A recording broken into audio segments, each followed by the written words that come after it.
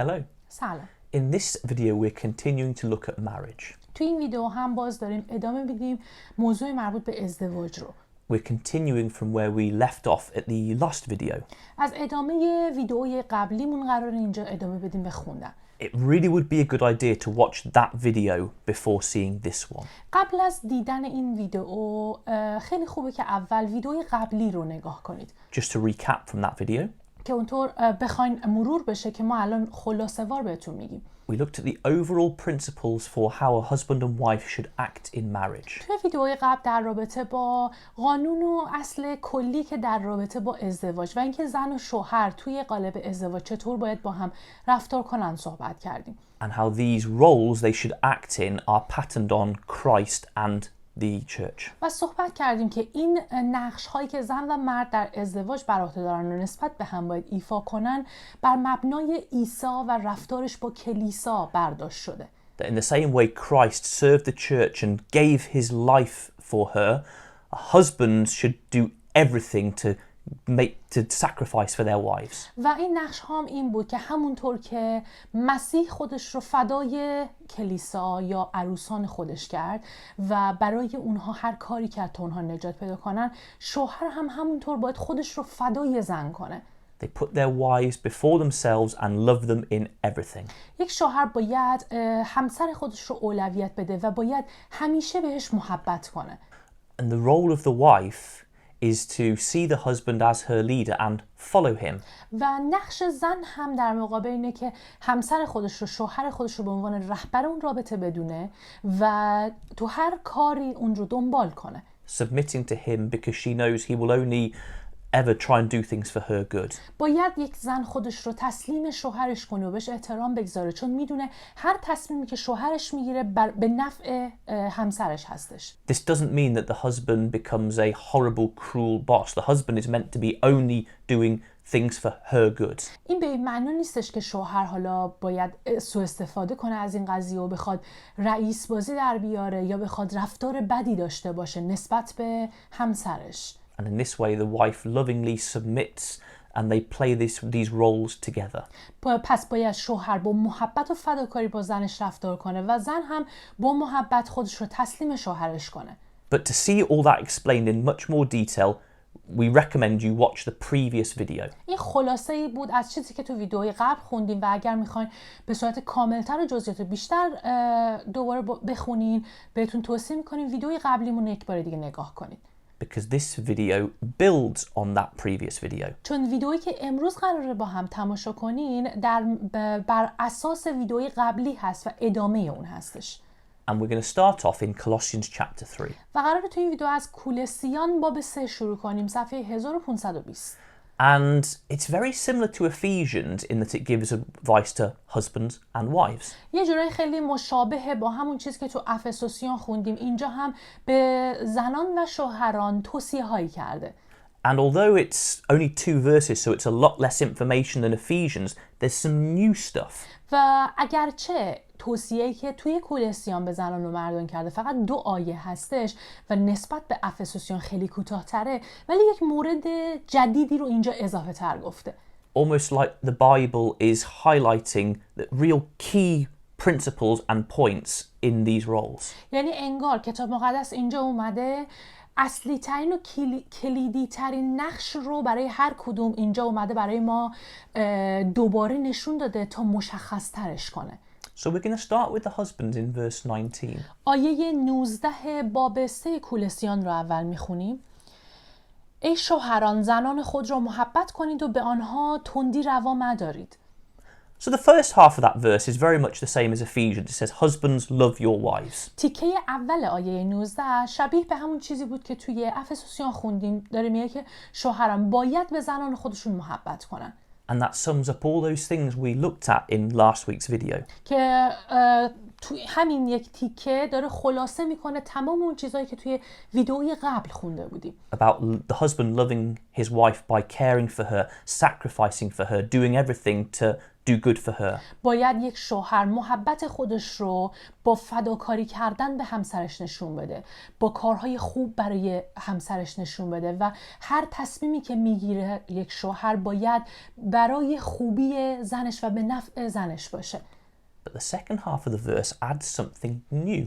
ولی تیکه دوم این آیه میاد یه چیز جدیدی رو اضافه میکنه.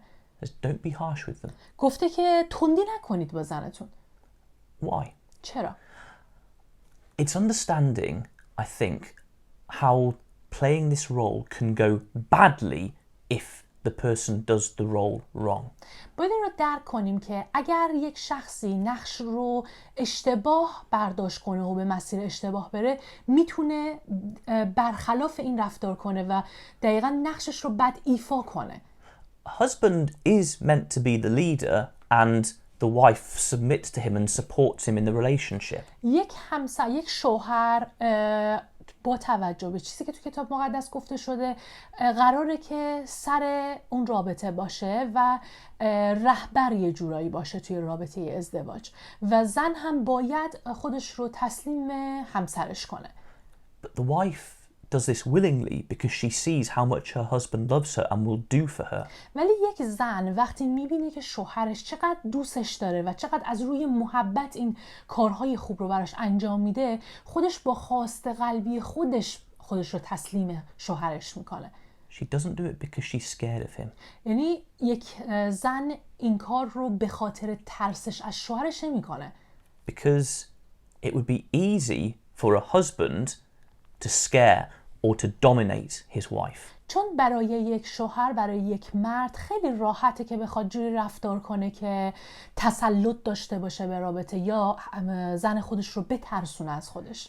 Men are stronger and more powerful than women. مردان قوی‌تر هستن نسبت به زنان.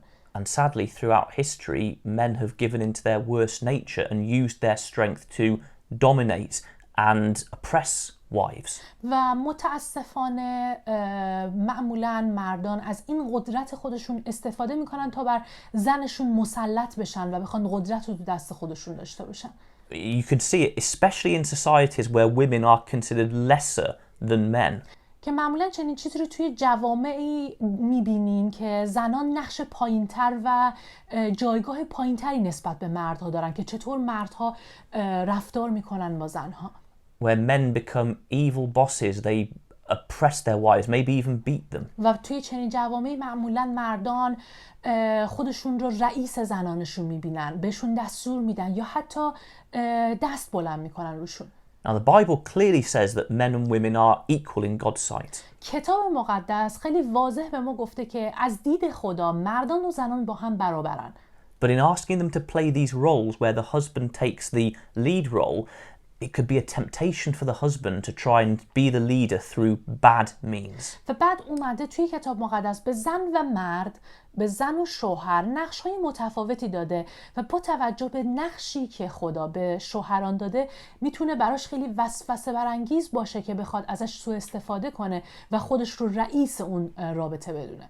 Maybe by using his dominance or his strength to force his wife to obey him. یا مثلا از قدرتش، از اون تسلطی که داره میخواد استفاده کنه یک شوهر تا زنش رو مجبور کنه که ازش اطاعت کنه.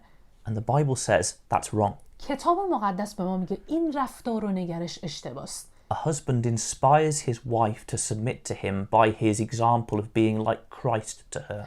یک شوهر باید با رفتاری که از خودش نشون میده و با مثالی که از کلیسا و رفتار مسیح نسبت به کلیسا نشون میده کاری کنه که زنش تحت تأثیر قرار بگیره و خودش با رضایت خودش بخواد خودش رو تسلیم شوهرش کنه.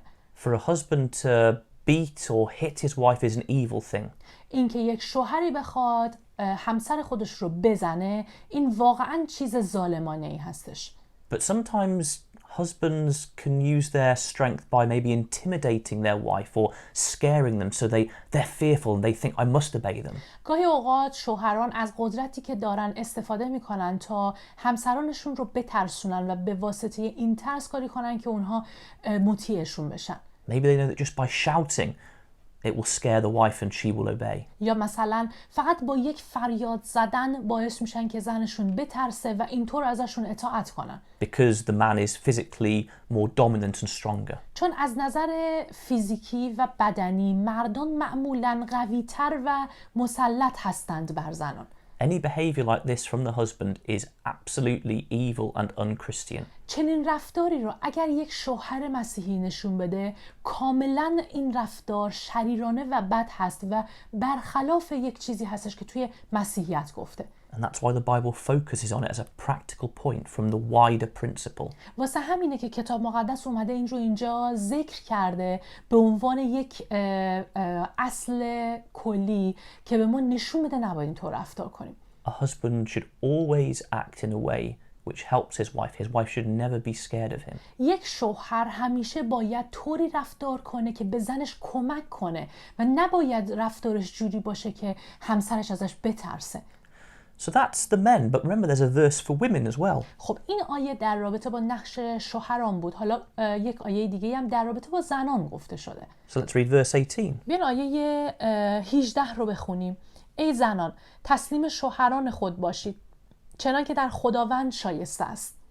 So again, the first part of the verse is same as Ephesians. It says, wives submit yourselves to your husbands. تیکه اول این آیه 18 هم دقیقاً مثل اون چیزی که توی افسوسیان خونده بودیم که میگفت زنان خودشون رو تسلیم شوهرشون کنن. But it adds this second bit which says, this is appropriate, this is fitting in the Lord. و بعد توی تیکه دوم اومده یک موضوع رو باز اضافه کرده به اون موضوع قبل و گفته که چون این رفتار در خداوند شایسته هستش.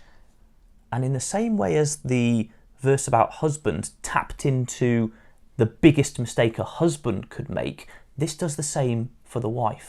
دقیقا مثل همون تیکه‌ای که برای نقش شوهران اومده اضافه کرده، یعنی در رابطه با بزرگترین مشکلی که یک شوهر میتونه داشته باشه و بخواد از قدرتش سوء استفاده کنه، اینجا هم اومده در رابطه با یکی از مسائلی که زنها میتونن داشته باشن اضافه کرده و در موردش گفته. Saying the biggest mistake a wife can make, which is very inappropriate for a Christian wife, is not to submit to her husband. گفته بزرگترین اشتباهی که یک زن میتونه در قالب ازدواج بکنه این که خودش رو تسلیم شوهرش نکنه که چنین رفتاری در مسیحیت به عنوان یک زن ایماندار ناشایسته است. As we said last week, this doesn't mean the husband orders and the wife just has to do every single thing without questioning. همونطور هم که قبلا گفتیم این حرفا به این معنی نیستش که یک شوهر همش باید دستور بده و یک زن هم بدون اینکه اصلا بخواد دلیل رو بپرسه فقط باید اطاعت کنه. A wife might disagree and might make a good point and the husband might say actually good point, I agree with you. قبلا هم گفته بودیم که یک زن ممکنه حتی پیش بیاد که بخواد مخالفت کنه و بخواد دلایلش رو بگه و شوهر به این نتیجه برسه که درسته و نظر زنش درست بود و نظرش رو تغییر بده. Wise husbands and wives listen to each other and discuss. یک زن و شوهر عاقل همیشه به همدیگه گوش میدن به حرفای همدیگه و سر حرفها با همدیگه بحث و گفتگو میکنن. But a husband is meant to lead in the right way for his wife, and in general she is meant to support him and follow after him. ولی قانونی که وجود داره اینه که شوهر باید به درستی همسرش رو و زندگی رو هدایت کنه و زن هم باید حامی مرد باشه توی این زمینه. And if they've discussed it and still disagree, she accepts to go along with the husband and they'll see how it turns out. و اگر سر موضوعی که با هم تفاهم نداشتن صحبت کردن و باز به نتیجه نرسیدن، اونجاست که زن باید اون چیزی رو که شوهر فکر میکنه درست‌تره رو انجام بده و ببینن که نتیجه چی میشه. The biggest mistake a wife can make is not to take that role seriously. بزرگترین اشتباهی که یک زن میتونه انجام بده در این روابط اینه که این توصیه که اینجا بهش شده رو جدی نگیره. And actually try and reverse the relationship and maybe get her own way all the time just because she wants to get her own way. و اینکه بخواد این نقش رو در حقیقت برعکسش کنه، یعنی کاری بکنه که همیشه نظر خودش انجام بشه. And not let the overall tone of the relationship be the husband taking the lead. و با این رفتارش اجازه نده که اون قانون اصلی انجام بشه، یعنی همسر به گونه‌ای هدایت کننده اون رابطه باشه. Sometimes maybe a wife would just do it so much, cause so many stresses, the husband just says, well, we'll do what you want because it's too much stress for him to try and lead. گاهی اوقات یک زن انقدر بهونه و ایراد میگیره و شرایط رو جوری پیش میبره که شوهر استراب بگیره و استرس بگیره و به خاطر این قضیه بگه که اون چیزی رو که تو میخوای انجام میدیم تا اینطوری اون فشار از روی دوشش برداشته بشه که بخواد شرایط رو پیش ببره. And you can sometimes see husbands who just do what their wives want because it's easier. It's an easier life for them without the struggle and the argument. بعضی وقتا هم پیش میاد میبینیم که شوهران هر چی که زنشون میخواد رو انجام میدن چون اینجوری براشون آسون تره که بخوان زن خودشون رو راضی نگه دارن و زندگی براشون شیرین باشه.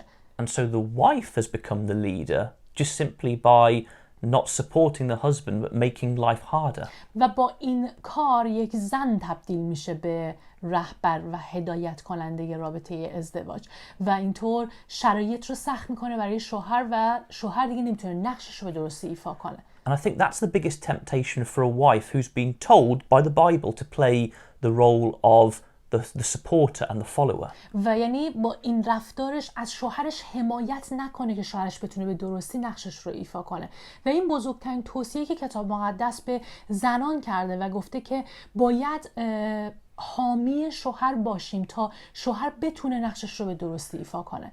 And she refuses to do so and in that way stops the husband being able to be the leader who sacrifices for his wife. و یک زن اگر این کار رو انجام نده در حقیقت حمایت نمیکنه از شوهر و شوهرم نمیتونه نقش خودش رو به عنوان یک رهبر در اون رابطه ازدواج انجام بده و خودش رو فدای زنش کنه. And the Bible says this isn't right, this isn't appropriate. کتاب مقدس هم به ما میگه که این رفتار درست نیست و شایسته مسیح نیست. God has asked the husband to take the leading role. خدا از شوهران خواسته که نقش هدایت کننده و رهبر رابطه باشن. He cannot do it by being harsh or bad to his wife. نمیتونه یک شوهر این نقش رو با بدرفتاری کردن یا خشونت نسبت به زنش ایفا کنه. But his wife has to let him lead and support him by willingly submitting. و یک زن هم باید اجازه بده به همسرش که این نقشش رو به درستی ایفا کنه و بخواد حمایت کنه از همسرش توی انجام این نقش. Doing things which don't allow the husband to lead will just cause problems in the marriage. اگر یک زن بخواد کاری انجام بده که شوهرش نتونه به نقشش رو انجام بده به درستی، این مدل رفتار توسط یک زن فقط باعث ایجاد مشکلات میشه. And that's why Colossians adds these two verses in which just give very clear practical advice in the big context of the advice from Ephesians. واسه همینه که کولسیان اومده در ادامه وظیفه‌ای که زن و شوهر داره تو هر تیکه یک قسمتی رو اضافه کرده که در عمل خیلی مهم هستش و کمک زیادی میکنه اگر اینها رو در عمل بشنویم و انجامش بدیم. And in the other place in the New Testament where husbands and wives are talked about, it's exactly the same. جای دیگه هم که در عهد جدید در رابطه با زنان و شوهران صحبت شده هم باز این تکرار شده. 1 Peter chapter 3. یعنی در کتاب اول پتروس باب 3 صفحه 1596. And we'll first of all read verses 1 and 2. باب 3 آیات 1 و 2 رو میخونیم. به همین سان شما ای زنان تسلیم شوهران خود باشید تا چنانچه برخی کلام را اطاعت نکنند بی آنکه سخنی بر زبان آرید در اثر رفتار همسرانشان جذب شوند، زیرا زندگی پاک و خدا ترسانی شما را مشاهده خواهند کرد. So it's the same thing about a wife submitting to her husband. پس باز هم اینجا اومده گفته زنان باید خودشون رو تسلیم شوهرشون کنن. And this specific advice is given to wives with unbelieving non-Christian husbands. و اینجا اومده توصیه خاصی به زنان ایمانداری کرده که همسرشون شوهرشون ایماندار و مسیحی نیست. And it says even to a non-Christian husband they should still play this role of submitting. و گفته زنان ایمانداری که شوهرشون ایماندار نیست هم باز باید نقش خودشون رو جوری ایفا کنن که همسر خودشون رو رهبر بدونن. And it actually says this behavior from the wife could well convert her husband to the gospel.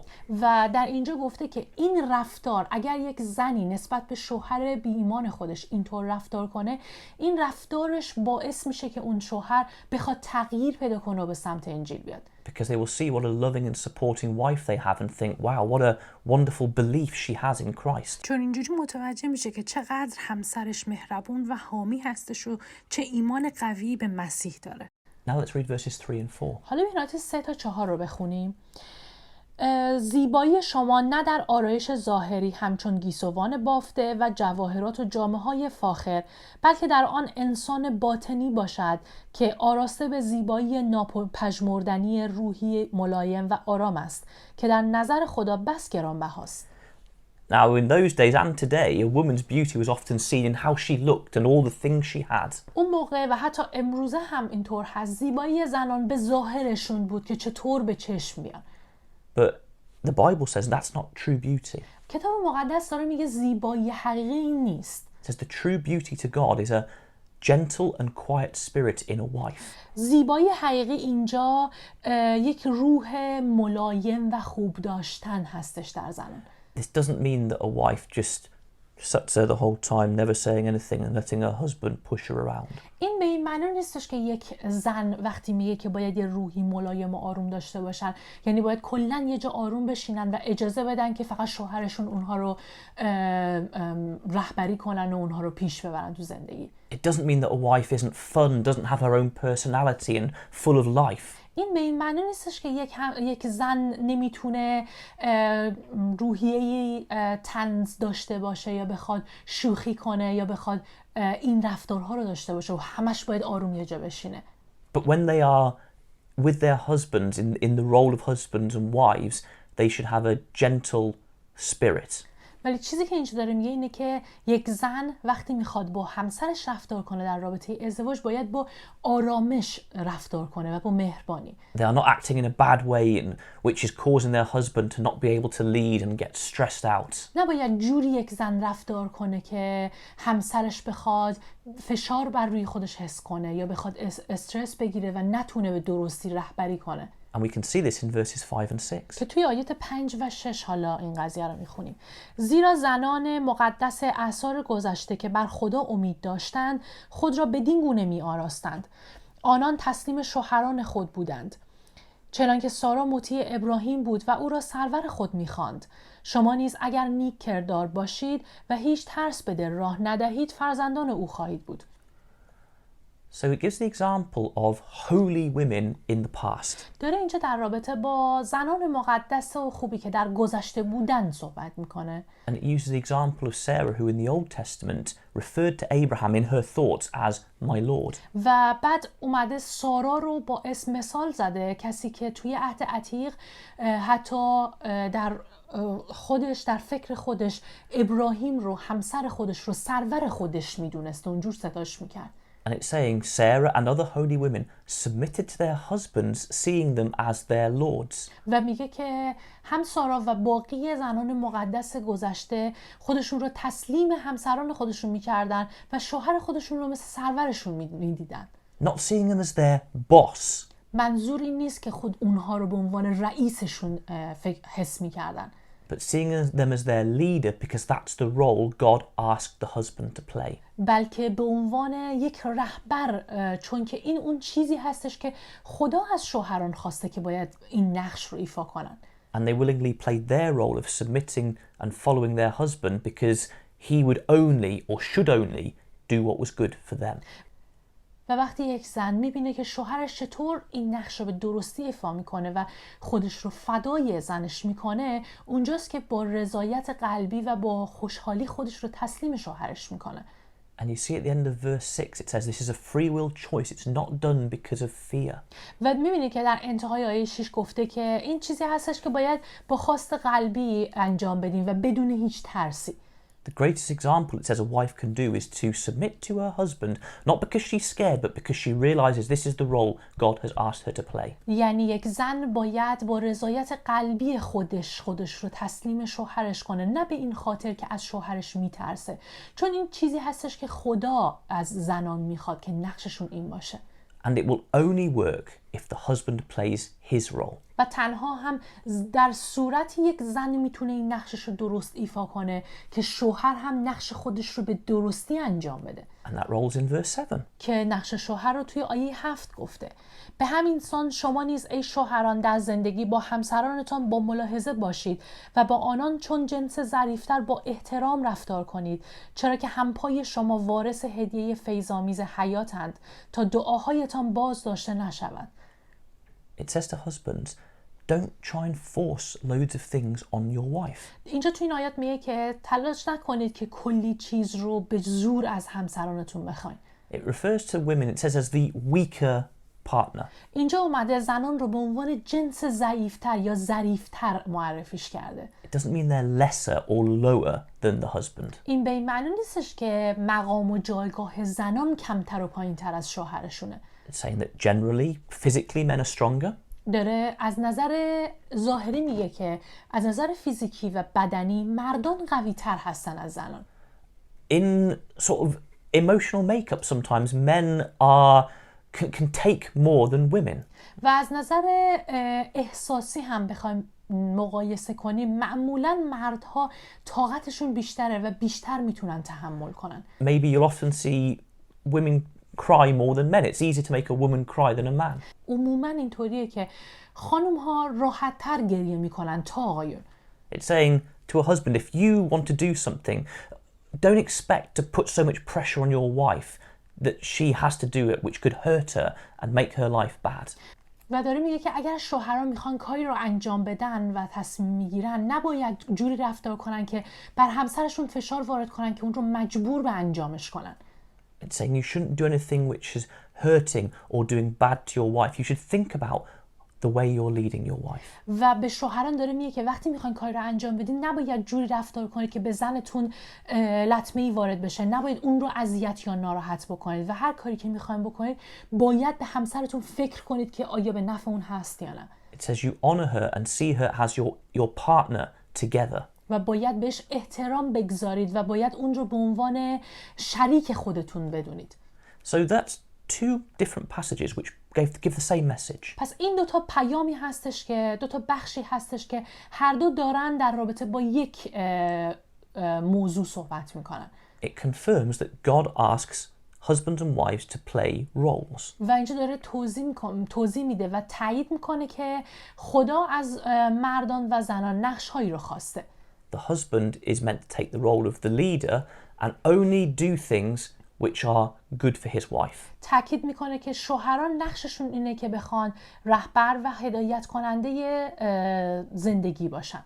To put her before him at all times. و بخواد که یک شوهر زنش رو اولویت بده تو هر تصمیمی که میگیره.